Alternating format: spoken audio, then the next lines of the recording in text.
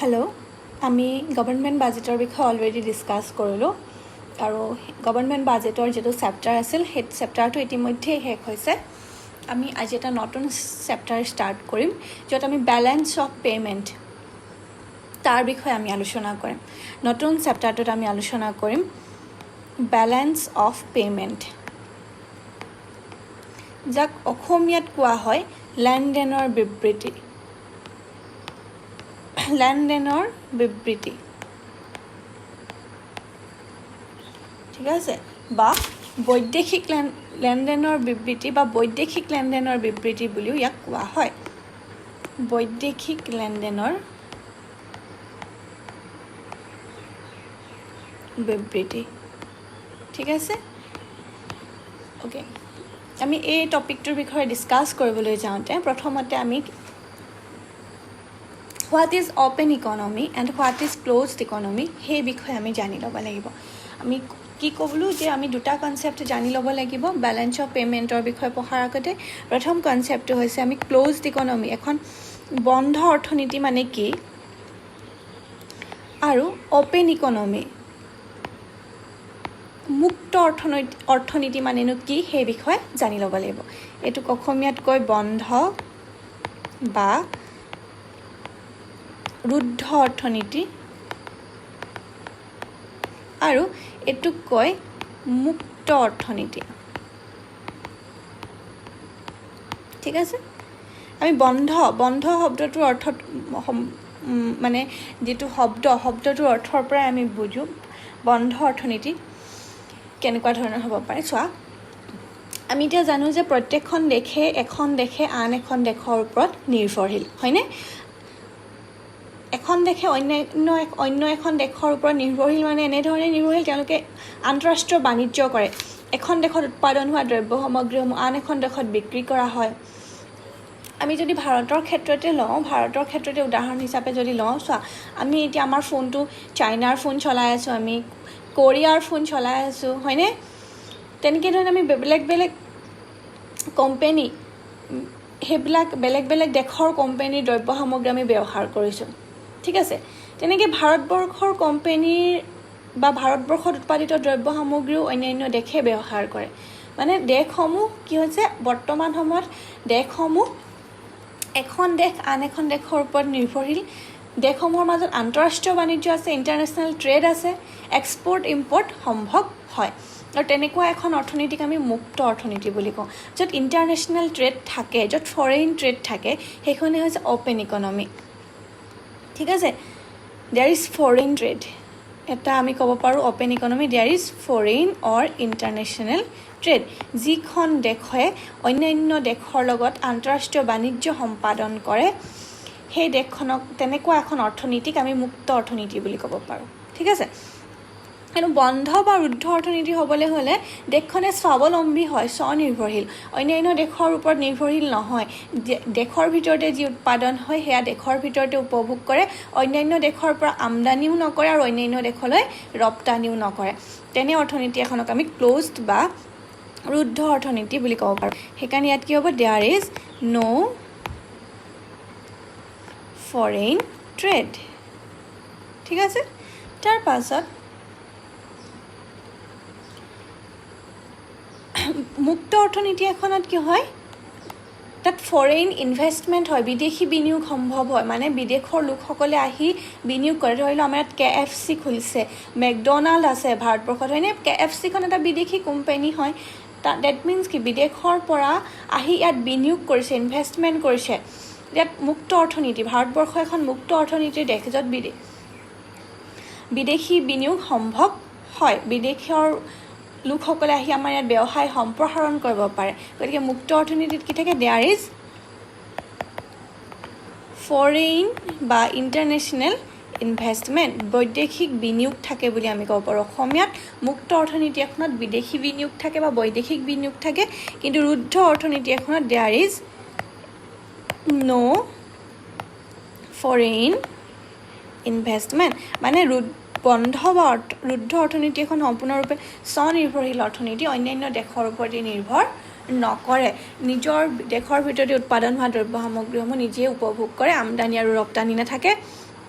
তেনে অৰ্থনীতি এখনক বন্ধ অৰ্থনীতি বুলি কয় কিন্তু বৰ্তমান সময়ত সাধাৰণতে বন্ধ অৰ্থনীতি বা ৰুদ্ধ অৰ্থনীতি দেখা পোৱা নাযায় দেয়াৰ ইজ নো সাচ ক্লোজড ইকনমি ইন নাওএডেজ কি কাৰণে নাই আজিকালি প্ৰত্যেকখন দেশে এখন দেশৰ ওপৰত আন এখন দেশ নিৰ্ভৰশীল হৈ পৰিছে ইণ্টাৰনেশ্যনেল ৰিলেশ্যনশ্বিপটো আন্তঃৰাষ্ট্ৰীয় সম্পৰ্কটো বৃদ্ধি হৈছে গতিকে বৰ্তমান সময়ত ক্লোজড ইকনমি আমি নাই বুলিয়ে ক'ব পাৰোঁ ঠিক আছে আৰু অন্যহাতে মুক্ত অৰ্থনীতি এখন কি হয় অন্যান্য দেশৰ ওপৰত নিৰ্ভৰশীল হৈ থাকে আন্তঃৰাষ্ট্ৰীয় বাণিজ্য সম্পাদন কৰে বৈদেশিক বিনিয়োগ সম্পন্ন হয় দেশসমূহৰ মাজত এটা সামাজিক অৰ্থনৈতিক সম্পৰ্ক থাকে ইণ্টাৰনেশ্যনেল সম্পৰ্ক থাকে তেনেকুৱা অৰ্থনীতি এখনক আমি মুক্ত অৰ্থনীতি বুলি ক'ব পাৰোঁ বহিৰ্বিশ্বৰ লগত যোগাযোগ থকা অৰ্থনীতি এখনেই হৈছে মুক্ত অৰ্থনীতি আৰু ইয়াৰ বন্ধ অৰ্থনীতিত বহিৰ্বিশ্বৰ লগত কোনো ধৰণৰ যোগাযোগ নাথাকে বহিৰ্বিশ্ব মানে বিশ্বৰ অন্যান্য দেশসমূহ ঠিক আছে বিশ্বৰ অন্যান্য দেশসমূহৰ লগত সম্পৰ্ক থাকে মুক্ত অৰ্থনীতিত কিন্তু বন্ধ বা ৰুদ্ধ অৰ্থনীতিত বিশ্বৰ অন্যান্য দেশসমূহৰ লগত সম্পৰ্ক নাথাকে ওকে আৰু বৰ্তমান সময়ত ভাৰতবৰ্ষ বিশ্বৰ প্ৰায়বোৰ দেশক অৰ্থনীতিয়ে মুক্ত অৰ্থনীতি 1991 আগলৈকে ভাৰতবৰ্ষখন প্ৰায় ৰুদ্ধ অৰ্থনীতি আছিল বুলি আমি ক'ব পাৰোঁ কিন্তু 1991 পাছত যেতিয়া LPG বা নিউ ইকনমিক পলিচি এডপ্ট কৰিলে তেতিয়া ভাৰতবৰ্ষখন মুক্ত অৰ্থনীতিলৈ পৰিণত হ'ল ঠিক আছে এই দুটা কনসেপ্ট এটা বুজিলা এতিয়া যে আমি ক'লো মুক্ত অৰ্থনীতি ভাৰত বিশ্বৰ অন্যান্য দেশৰ লগত সম্পৰ্ক থাকে এই মুক্ত অৰ্থনীতিৰ কনসেপ্টৰ লগতে ৰিলেটেড আমি পঢ়িম বেলেন্স অফ পেমেন্ট এই চেপ্টাৰটোত আমি বেলেন্স অফ পেমেন্টৰ বিষয়ে পঢ়িবলৈ পাম আমি কি ক'লো অসমীয়াত এটো বৈদেশিক লেনদেনৰ বিবৃতি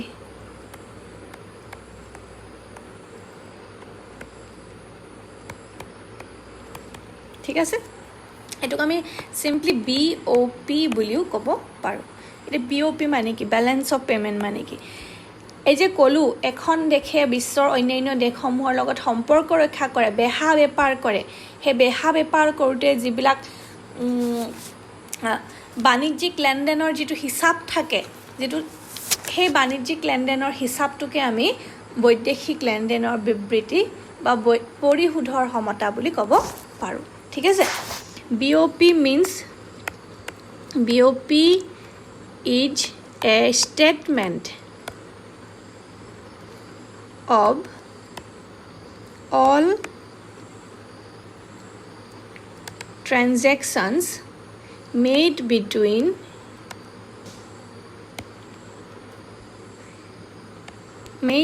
the residents of a country and the rest of the world over a definite period of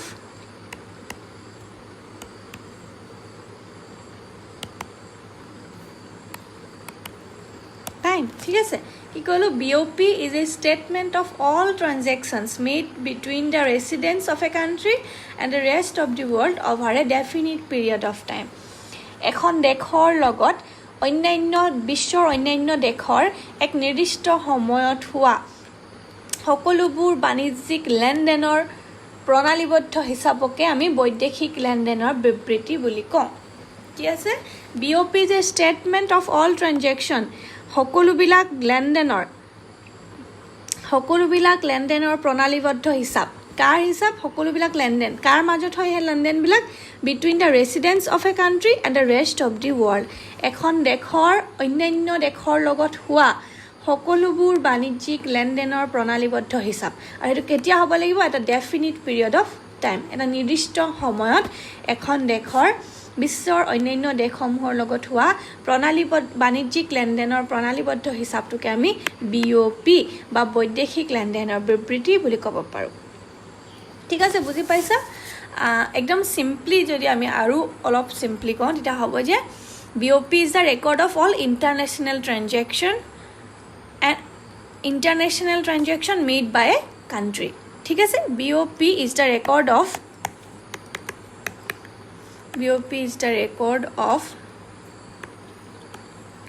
all international transaction made by a country at a given period of time. ঠিক আছে, that means কি হ'ল এটা নিৰ্দিষ্ট সময়ত এখন দেশৰ সকলোবিলাক আন্তঃৰাষ্ট্ৰীয় লেনদেনৰ প্ৰণালীবদ্ধ হিচাপকে আমি বৈদেশিক লেনদেনৰ বিবৃতি বুলি ক'ব পাৰোঁ। এটা নিৰ্দিষ্ট সময়ত এখন দেশৰ সকলোবিলাক আন্তঃৰাষ্ট্ৰীয় লেনদেনৰ প্ৰণালীবদ্ধ হিচাপক আমি বৈদেশিক লেনদেনৰ বিবৃতি বুলি কোৱা হয়।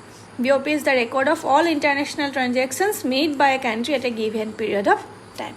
ঠিক আছে, BOP মানে কি এটা হ'লে বুজি পালা? ওকে, এতিয়া আমি পঢ়িম হঠাতে components of BOP। Components of BOP, উপাদান, বৈদেশিক লেনদেনৰ উপাদান। ইয়াত কি কি সোমাই থাকে, BOPত কি কি সোমাই থাকে, কি কি হিচাপ অন্তৰ্ভুক্ত কৰা হয়। ঠিক আছে,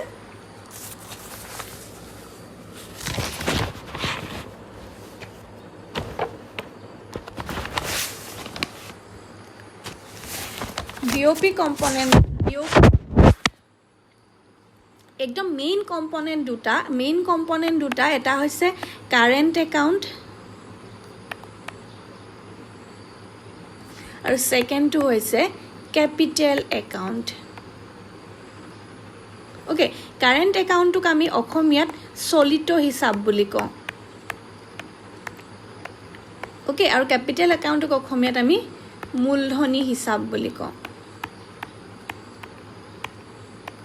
অ'কে, এতিয়া আমি পঢ়িম প্ৰথমতে চলিত হিচাপ। কাৰেণ্ট একাউণ্টৰ কম্পনেণ্ট কেইটা কি কি, কাৰেণ্ট একাউণ্টত কি সোমাই থাকে, কাৰেণ্ট একাউণ্টনো কি? Current account relates the all the short term transactions current একাউণ্টত সোমাই থাকে। All the short term ট্ৰানজেকশ্যনছ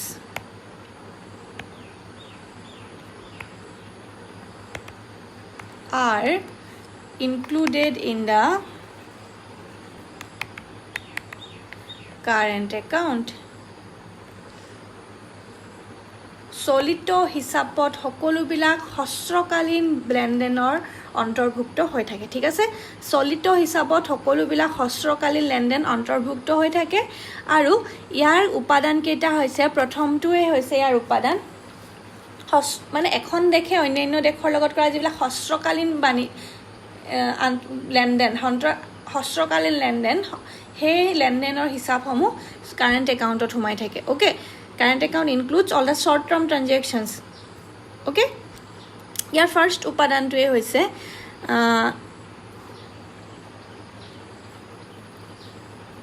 export and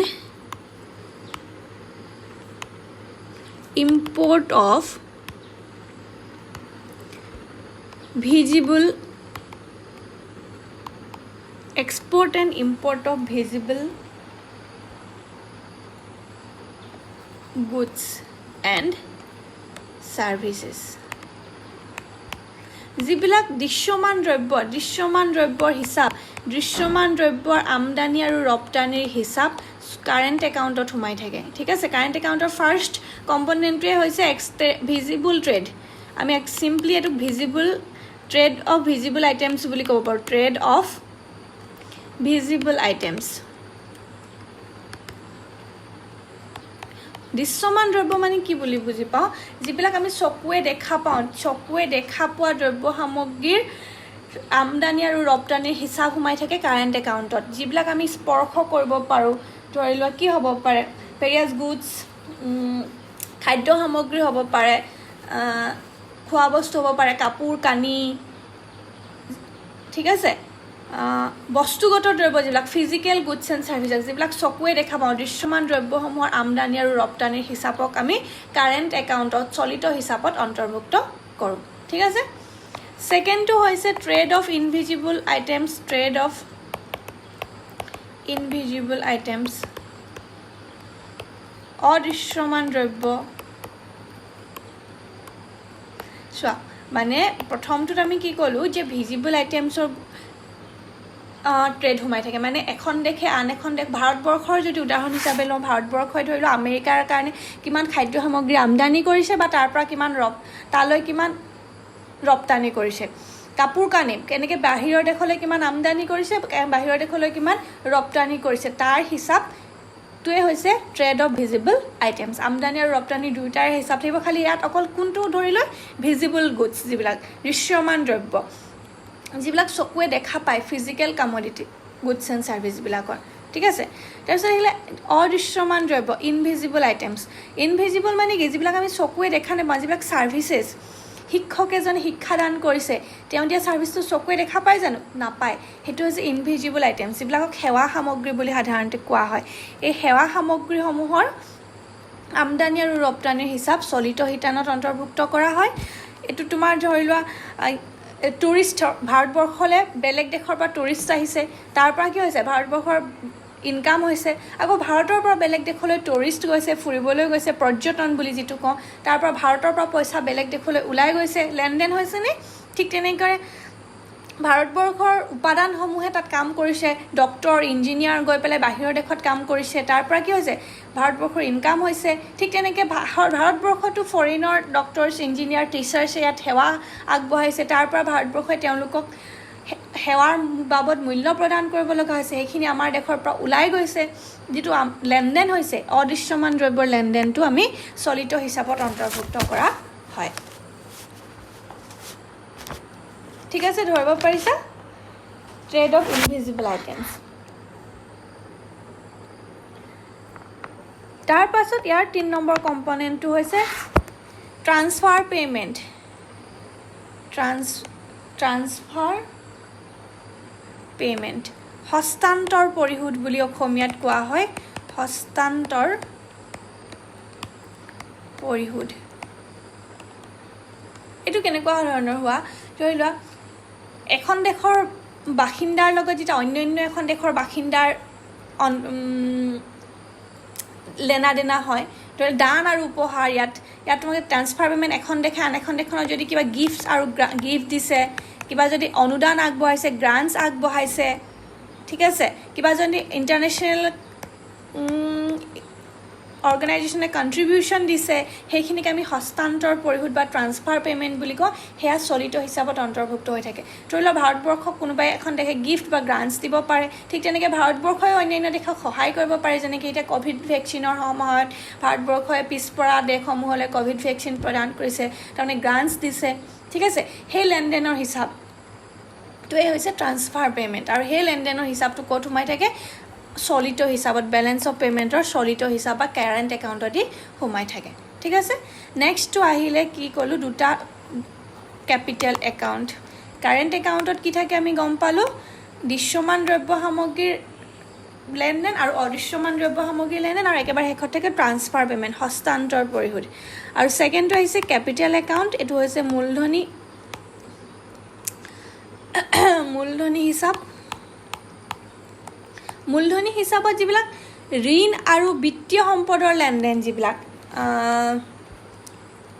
ঋণ আৰু বিত্তীয় সম্পদৰ লেনদেন যিবিলাক short term and long term capital ট্ৰেনজেকশ্যনবিলাক it includes short term and long term capital transaction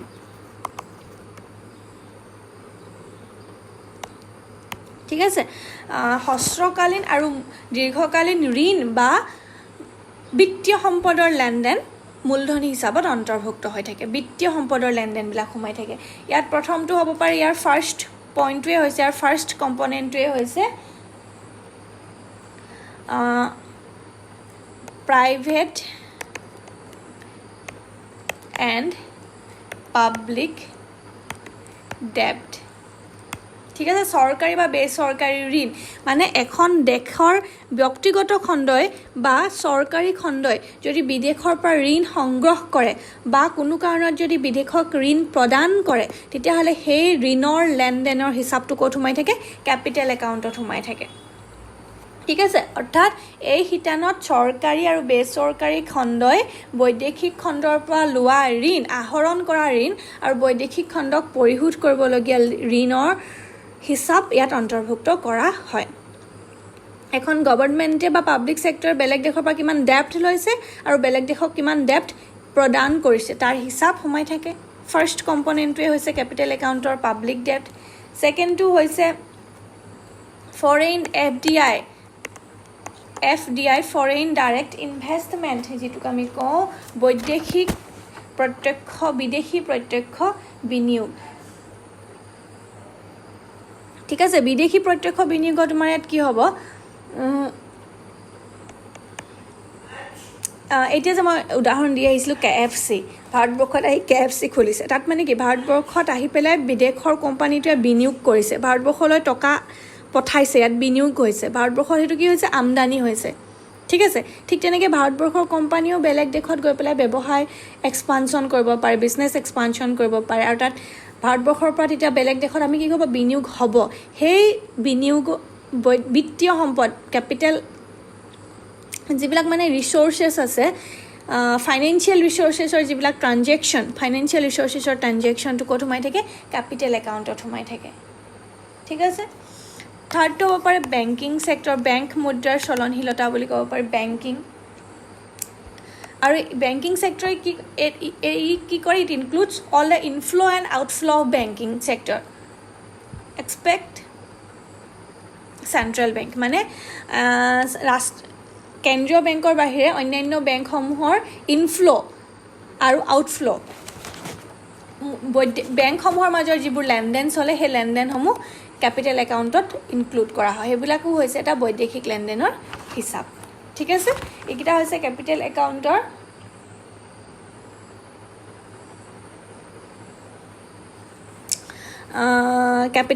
এইকেইটা কম্পনেণ্ট। এই প্ৰাইভেট আৰু পাব্লিক ডেপ্ট, এইটোক তোমালোকে বৰ'য়িংছ এণ্ড লেণ্ডিংছ বুলিও ক'ব পাৰা।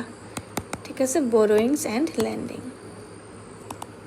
ঠিক আছে, আমি এতিয়া গম পালোঁ এখন দেশে অন্যান্য দেশৰ লগত কৰা যিবিলাক ফাইনেন্সিয়েল ট্ৰানজেকশ্যনৰ হিচাপটোৱে হৈছে বেলেঞ্চ অফ পে'মেণ্ট, আৰু বেলেঞ্চ অফ পে'মেণ্টৰ মূল কম্পনেণ্ট দুটা, কাৰেণ্ট একাউণ্ট আৰু কেপিটেল একাউণ্ট। কাৰেণ্ট একাউণ্টত সোমাই থাকে trade of visible items, trade of invisible items আৰু ট্ৰান্সফাৰ পে'মেণ্টছ, হস্তান্তৰ পৰিশোধ। ঠিক আছে, আৰু কেপিটেল একাউণ্টত সোমাই থাকে borrowings and lending, foreign direct investment and banking ছেক্টৰৰ ট্ৰানজেকশ্যন। অ'কে, আজিলৈ ইমানেই। যদি তোমালোকে কিবা বুজি নাই পোৱা মোক সুধিবা, তোমালোকে নুসুধা তোমালোকৰ পৰা একো মই ফিডবেকেই নাপাওঁ। তোমালোকে এতিয়া মই আকৌ এইবিলাক কলেজ খুলিলে আৰু ৰিপিট কৰিবৰ কাৰণে সময় নাথাকে, গতিকে মই ইয়াতে পঢ়াইছোঁ। আকৌ এইবিলাক কলেজ খুলিলে অফলাইনত ৰিপিট কৰিবলৈ নাযাওঁ, গতিকে তোমালোকে ভিডিঅ'বিলাক ভালকৈ চাবা আৰু ভালকৈ পঢ়িবা। পৰীক্ষা পালেহি বুলি ধৰি লোৱা। আৰু আজিলৈ ইমানেই, থেংক ইউ।